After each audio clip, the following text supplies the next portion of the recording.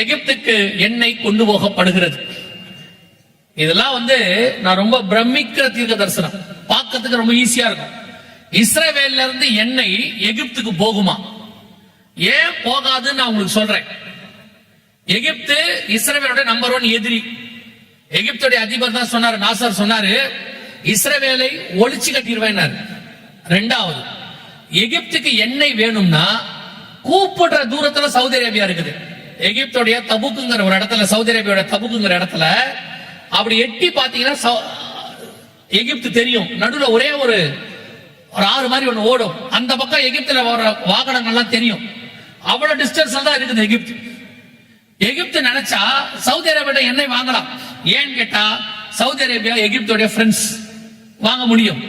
ஆனா வசனம் சொல்லுது, இஸ்ரவேலிலிருந்து எண்ணெய் எகிப்துக்கு கொண்டு போகப்படும். இது அடையாளம், தீர்க்க தரிசனம், கர்த்தர் சொன்ன கடைசி கால அடையாளம். இப்போ 2022ல 21ல எகிப்துக்கு எண்ணெய் கொண்டு போகப்பட்டாகி விட்டது. எங்க இருந்து கேட்டீங்கன்னா இஸ்ரவேலுடைய கடல்ல இருந்து அவங்க ஒப்பந்தம் போட்டு, அதுக்கு பேரு லேவியாதான் மெத்தட். இப்ப நீங்க பாக்குறீங்க பாருங்க, இது ஹிஸ்டாரிக்கல், சரித்திரபூர்வமான காரியம்.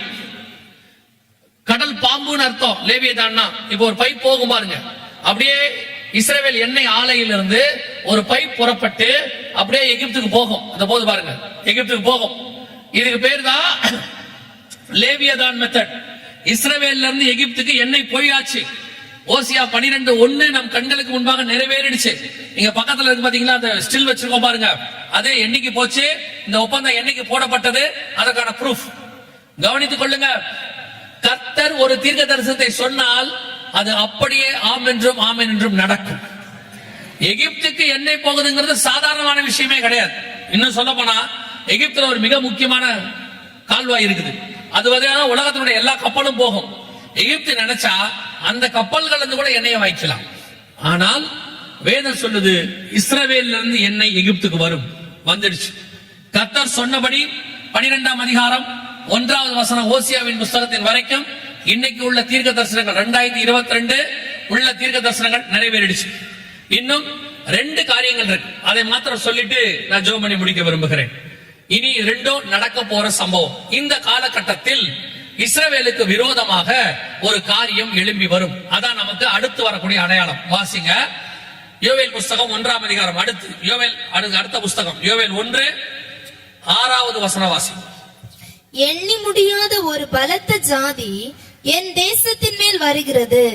அதன் பற்கள் சிங்கத்தின் பற்கள், துஷ்ட சிங்கத்தின் கடைவாய் பற்கள் அதற்கு உண்டு. அதாவது இஸ்ரவேலுக்கு விரோதமாக ஒரு நாடு எழும்பி வரணும், ஒரு பலத்த ஜாதி எழும்பி வரணும். அது யாரு அப்படின்னு உங்களுக்கு தெரியணும்னா வாசிங்க, வெளிப்படுத்தின விசேஷம் 13ஆம் அதிகாரம் 2வது வசனம் வாசி. 13:2 வாசி. நான் கண்ட மிருகம் சிறுத்தையை போலிருந்தது. அதன் கால்கள் கரடியின் கால்களை போலவும் அதன் வாய் சிங்கத்தின் வாயை போலவும் இருந்தன. இது யார பத்தி? இந்த சிங்கத்தின் வாய் தான் யோவேல் 1:6 வாசிக்கிறோம். அதன் பற்கள் சிங்கத்தின் பற்கள், துஷ்ட சிங்கத்தின் கடவாய் பற்கள் அதற்கு உண்டு. இது யார பத்தி அப்படின்னு கேட்டீங்கன்னா அதுக்கு பேர் தான் யூரோப்பியன் யூனியன். இங்க இருக்கு பாத்தீங்களா, இதான் யூரோப்பியன் யூனியன். இவங்க தான் சிங்கம். வேதத்தில் சொல்லப்பட்டதான எழும்பி வரக்கூடிய ராஜ்யம். 13ஆம் அதிகாரம் வெளிப்படுத்தின விசேஷம் 1ஆம் அதிகாரத்துல இவங்களை பத்தி சொல்லப்பட்டிருக்கோம். இந்த ராஜ்யம் எழும்பி வரணும். எப்படி எழும்பி வரணும்னா ஆல்ரெடி எழும்பிருச்சு. இப்ப இவங்க தான் அமெரிக்காவுக்கு மாற்றா இருக்கிறாங்க. அமெரிக்கா ஏற்கனவே வீழ்ச்சி அடைஞ்சிருச்சு. உங்க எல்லாருக்கும் தெரியும், கிட்டத்தட்ட 45 நாள் முடக்கம். இப்பதான் இன்னைக்குதான் திருப்பி சம்பளத்தை வாங்க ஆரம்பிச்சிருக்கிறாங்க. பல $1 trillion முடிஞ்சிருச்சு. அமெரிக்காவுடைய கதை ஓவர். இனி அமெரிக்காவுக்கு பதிலாக இன்னொரு வல்லரசு உருவாகணும். அந்த வல்லரசுக்கு உருவாக்குறதுக்கு ஒரு சண்டை வரும். அதான் நேத்து பார்த்தோம் யுத்தங்கள். அந்த யுத்தம் முடியும் போது ஒரு வல்லரசு எழும்பி வரும். அந்த வல்லரசு இவங்க தான். வேதத்துல இவங்களை பத்தி தான் சொல்லியிருக்கு. வெளிப்படுத்தல் 13ஆம் அதிகாரத்துல முழுக்க இவங்களை பத்தி தான் ஆண்டவர் பேசி இருக்கிறார். இவங்களுடைய கூட்டமைப்பை பத்தி, இவங்க கூட இருக்கிறவங்களை பத்தி, இவங்க என்ன செய்வாங்க எல்லாம் இருக்கு. சோ நம் கண்களுக்கு முன்பாக இந்த ராஜ்யம் எழும்புவதற்கான காரியம் வந்துருச்சு. இவங்க எழும்பிட்டாங்க. உலகத்தினுடைய பொருளாதாரத்தை கண்ட்ரோல் கீழே கொண்டு வராங்க. இப்ப அமெரிக்கா விழுது, இவங்க தான் எழுப்பி இருக்கிறாங்க. அடுத்து இவங்க தான் உலகத்துல என்னென்னமோ சொல்றாங்க, பிரிக்ஸ் வரப்போது, அது வரப்போது, இது வரப்போது. எதுவும் வராது, எதுவும் வராது. இதான் வரும். இவங்க தான் அடுத்த வல்லரசு. இவங்க தான் அந்தி கிறிஸ்துவை கொண்டு வரக்கூடியதான சாம்ராஜ்யம். இந்த சாம்ராஜ்யத்தில் கடைசியாக வரக்கூடியவன் தான் அந்தி கிறிஸ்து. அந்த அந்தி கிறிஸ்து வருவதற்கு முன்பதாகத்தான் உங்களையும் என்னையும் மீட்க வருவேன் என்று இயேசு வாக்கு பண்ணி இருக்கிறார். அல்லேலூயா. அந்தி கிறிஸ்துவின் சாம்ராஜ்யமானது பூமியில எழும்பி இருக்கு. இன்னும் அவன் வரல. அவனுக்கு முன்னாடி 10 பேர் வருவாங்கன்னு பைபிள் சொல்லுது. வெளிப்படுத்தல் 17ஆம் அதிகாரம் 12-13 வசனத்துல, நீ கண்ட 10 கொம்புகளும் 10 ராஜாக்களாம், இவர்கள் இன்னும் ராஜ்யம் பெறவில்லை. இவர்கள் மிருகத்துடன் கூட 1 மணி நேரம் அளவும் அதிகாரம் பெற்றுக் கொள்கிறார்கள். 13வது வசனம், இவர்கள் ஒரே யோசனை உள்ளவர்கள், இவர்கள் தங்கள் வல்லமையும் அதிகாரத்தையும் மிருகத்திற்கு கொடுப்பார்கள். இந்த 10 பேர் முன்னாடி வந்து ரெடி பண்ணணும். அவங்க தான் இவங்க. வந்துட்டாங்க, ரெடி பண்ணிட்டாங்க. புரிஞ்சுக்கோங்க, யோவான் ஸ்நானகன் வந்தாச்சுன்னா பின்னாடி யார் வருவான்னு அர்த்தம்? இயேசு வருவான்னு அர்த்தம். இந்த 10 பேர் வந்துட்டாங்கன்னா பின்னாடி யார் வருவா? அந்தி கிறிஸ்து வருவான்னு அர்த்தம். 10 பேர் வந்துட்டாங்க. வல்லமை, அதிகாரம். வல்லமை என்பது படைபலம், பணபலம். அதிகாரம் என்பது படைபலம். ஆர்மி அந்த எக்கானமி. இன்னைக்கு ரெண்டும் இவங்க கிட்ட போயிட்டு இருக்குது. அமெரிக்காவுக்கு அதுக்கு முன்னாடி உள்ள அமெரிக்கா வீழ்ச்சி அடைஞ்சிருச்சு. இப்ப இவங்க வராங்க. சோ உங்களுக்கு புரியும் நினைக்கிறேன். அடுத்த சாம்ராஜ்யம் ரெடியா இருக்கு.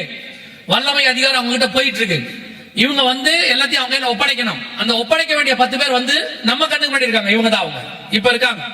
சோ இவங்க தான் அவங்ககிட்ட ஒப்படைப்பாங்க.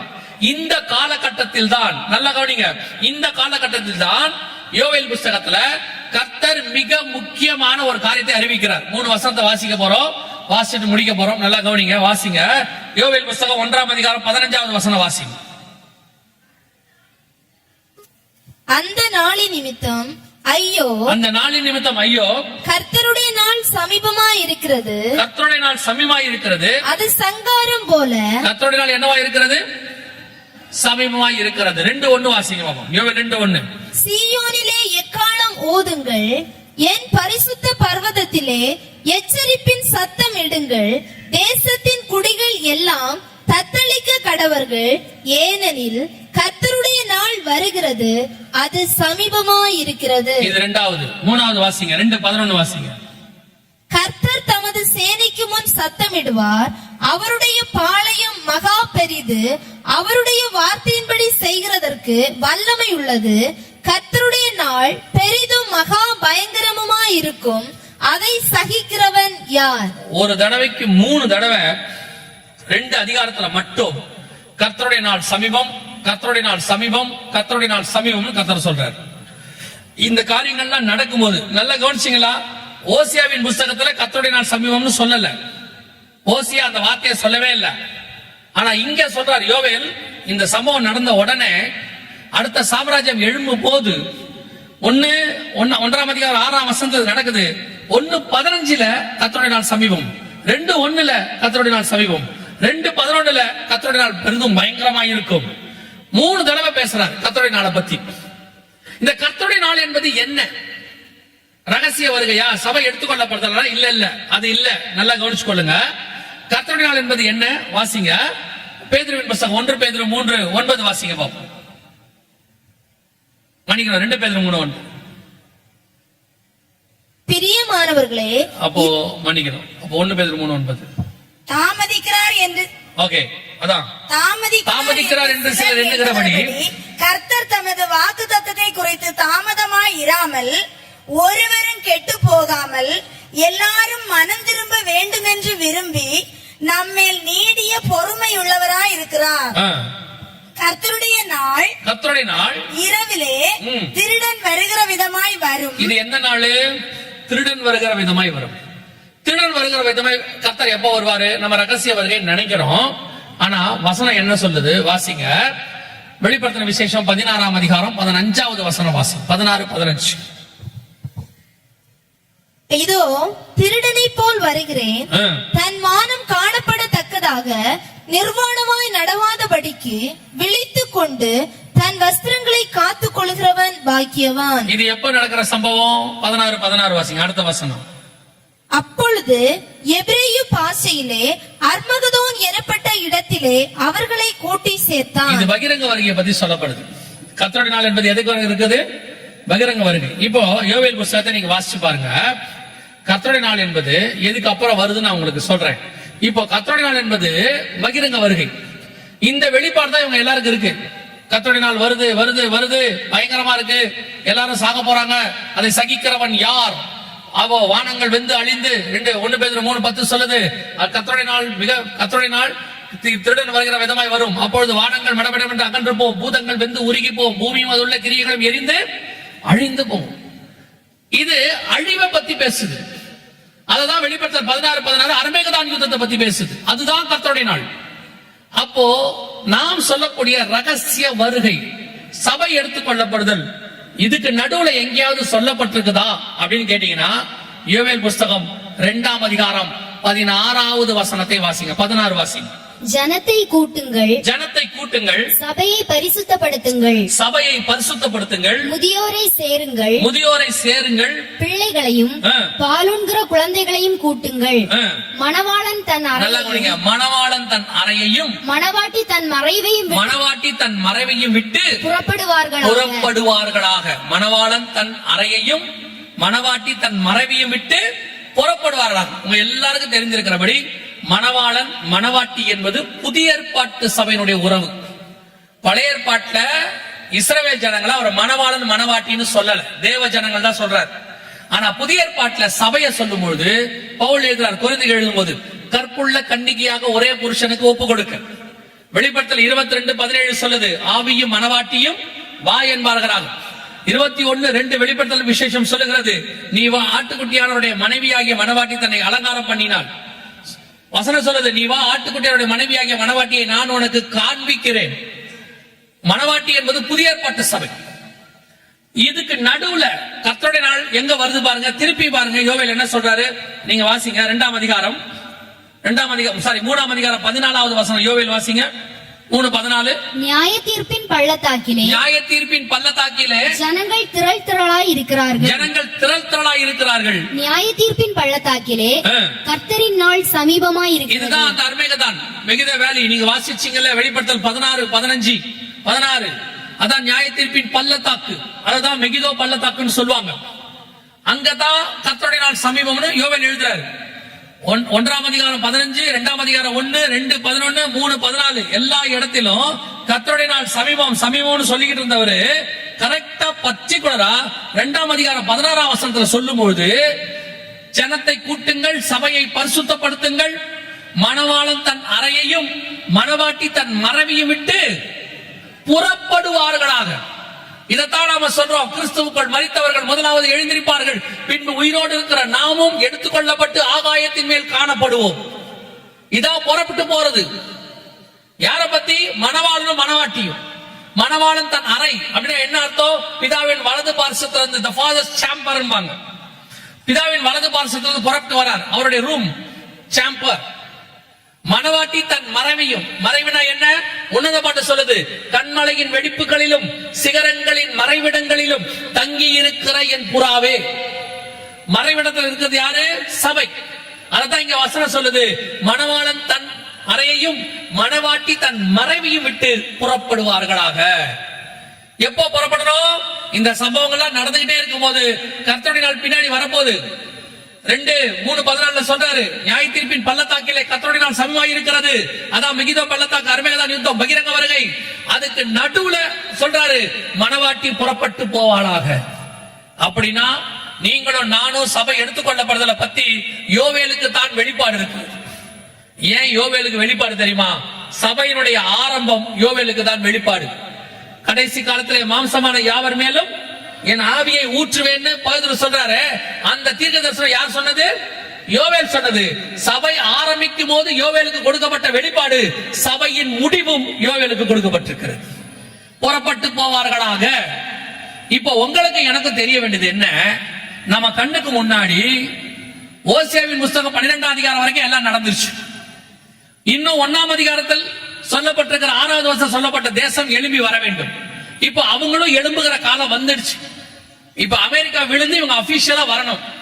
இது சம்பவிக்கும் போது இதுக்கு நடுவுல சபை புறப்பட்டு கர்த்தரை பார்க்கும்படி போகணும். அப்ப உங்களுக்கும் எனக்கும் எவ்வளவு டைம் இருக்குன்னு பாருங்க.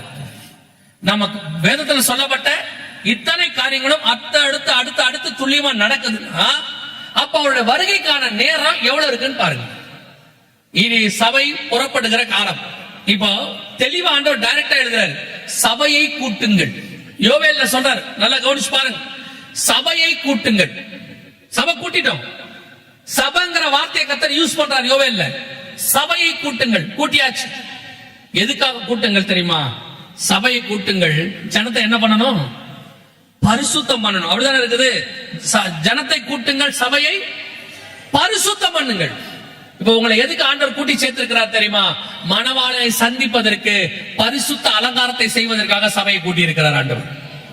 சபையினுடையதான மிக முக்கியமான காலகட்டம், எடுத்துக்கொள்ளப்படுகிற காலகட்டத்துக்கு நாம் வந்திருக்கிறோம். மணவாளனை சந்திக்கிற இடத்திற்கு நீங்கள் நானும் வந்திருக்கிறோம். எப்ப வேணாலும் இயேசு கிறிஸ்துவின் வருகை சம்பவிக்கும். நம்ம கண்ணுக்கு முன்னாடி நடக்கிற எல்லா அடையாளங்களும் நடக்குது. ஆனா இப்போ கர்த்தர் நமக்கு கொடுத்திருக்கிற நேரம் என்ன? அதான் திருப்பி சொன்னேன். கொரோனாவுக்கு பிறகு கர்த்தர் கொடுத்திருக்கிற இந்த டைம் எதுக்கு தெரியுமா? சரி, ஒரு பிரச்சனை முடிஞ்சிருச்சு, நாம ரொம்ப கிளாஷுவலா இருக்கலான்னு. நீங்க வாசிச்சு பாருங்க, வெளிப்படுத்தல் முழுக்க எப்படி இருக்கும் தெரியுமா? முதலாம் ஆபத்து கடந்து போயிற்று, இரண்டாம் ஆபத்து வருகிறது. இரண்டாம் ஆபத்து கடந்து போயிற்று, மூன்றாம் ஆபத்து வருகிறது. ஒண்ணு போச்சுன்னா அடுத்து வரப்போகுதுன்னு அர்த்தம். இப்ப கொரோனா முடிஞ்சிருச்சு. இப்ப ஆண்டவர் நமக்கு ஆயத்தம் பண்றதுக்கான நேரம் கொடுத்திருக்கிறார். சபையை கூட்டி இருக்கிறார், ஜனத்தை கூட்டி இருக்கிறார். சபை என்ன பண்ண போறாரு? பரிசுத்தம் பண்ண போறார். எதுக்காக? சபை மணவாட்டி புறப்பட்டு மணவாளை பார்க்கும்படி போகிறார். அல்லேலூயா. அப்ப நீங்களும் நானும் இந்த மணவாளனை சந்திப்பதற்கு ஆயத்தமா இருக்கிறோமா? இதான் கேள்வி. இதெல்லாம் இந்த அடையாளங்கள்லாம் எதுக்காக தெரியுமா? இந்த அடையாளங்கள் இவ்வளவு தூரம் காட்டணுமே எதுக்காகனா, வசனத்தை உறுதிப்படுத்துவதற்காக. இந்த தீர்க்க தரிசன வசனங்கள்லாம் 100% உண்மை. கர்த்தர் சொன்னபடி துல்லியமா நடக்க ஆரம்பிச்சிருச்சு. இனி காலம் செல்லாது. கர்த்தருக்கு சித்தமானால் நம்முடைய தலைமுறை அவருடைய வருகையை பார்க்கிற கூட்டமாக இருக்கும். கர்த்தருக்கு சித்தமான, ஏன்னா அவர் வரும் நாளாகிலும் நாளிகையாகிலும் பிதா ஒருவரை தவிர மற்ற ஒருவனும் அறியான், பரலோகத்தில் உள்ள தூதர்களும் அறியார்கள். நமக்கு ஒரே ஒரு விசுவாசம் இருக்கு, ராஜா நினையாத நாளிகையிலே வரப்போகிறார். அல்லேலூயா. அப்ப சந்திக்கிற இடத்துல நீங்க இருக்கீங்களா? சந்திக்கிற இடத்துல நாங்க இருக்கணும். என்ன செய்யணும்? இந்த வருகையில போறதுக்கு என்ன பண்ணணும்? ஒரு சில காரியங்கள் நான் இன்னைக்கு சொல்றேன். நான் சொல்லிட்டு நேரத்துக்கு முடிச்சிருவேன். நாளைக்கு இன்னும் சில காரியங்கள் இருக்கு, அதையும் சொல்லிட்டு கடைசி நாள் கூட்டத்துல நாம் அதை ஜெபித்து முடிப்போம். முதலாவதாக, இயேசு கிறிஸ்துவின் ரத்தத்தினாலே பாவ மன்னிப்பை நிச்சயத்தை பெற்றிருக்க வேண்டும். இரண்டாவது, பிதா குமாரன் பரிசுத்தாவின் நாமத்தினாலே தண்ணீர்ல மூழ்கி ஞானஸ்நானம் எடுத்திருக்கணும். மூன்றாவது, மீட்கப்படும் நாளுக்கு என்று முத்திரையான பரிசுத்தாவின் அபிஷேகத்தை பெற்றிருக்க வேண்டும். இது பேசிக், அடிப்படை. இது நாம எடுத்திருக்கிறோமா? ரட்சிப்பின் அனுபவம் இருக்கா? தண்ணீர்ல மூழ்கி ஞானஸ்நானம் எடுத்திருக்கிறோமா? பரிசுத்த அபிஷேகத்தை பெற்றிருக்கிறோமா? இதோடு கூட சபை பரிசுத்தம் பண்ணப்பட வேண்டும். மணவாளன் கேட்ட மணவாட்டியை மாறணும். ஆண்டவர் விரும்புகிற இடத்துக்கு நீங்கள் நானும் வரணும். அப்பதான் வசனம் சொல்லுது, மணவாளனும் மணவாட்டியும் புறப்பட்டு மேலே போக போகிறார்கள். அல்லேலூயா. கர்த்தருடைய வருகை மிக சமீபம். இனி காலம் செல்லாது. இது உங்களுக்கு கொடுக்கப்படுகிறதான எச்சரிப்பு. இது எச்சரிப்பு. இந்த எச்சரிப்பை சீரியஸா எடுத்துக்கிட்டு ஆயத்தப்பட்டீங்கன்னா வருகையில பிரவேசிப்பது எளிது. அல்லேலூயா.